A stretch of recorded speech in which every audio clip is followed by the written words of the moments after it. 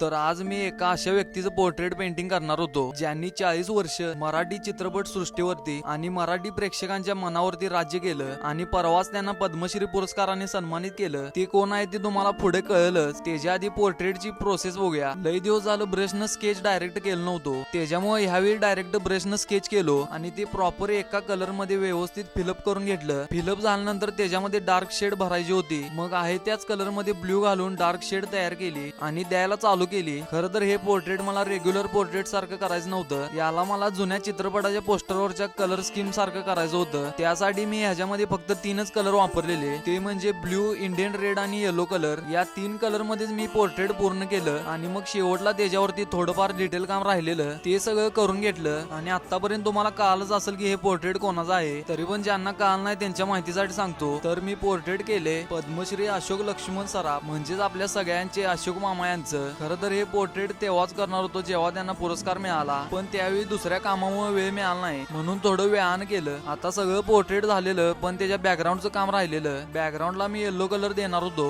Yellow colour दिल्यानंतर ते portrait जे आहे जास्त अट्रॅक्टिव्ह दिसणार होतं. मग फायनली पोर्ट्रेट पूर्ण झालं आणि एका कोपऱ्यात सही मारली. बाकी पोर्ट्रेट कसं झाले नक्की सांगा आणि आपले बाकीचे पण व्हिडिओ बघा आणि जमलं तर फॉलो करायला विसरू नका.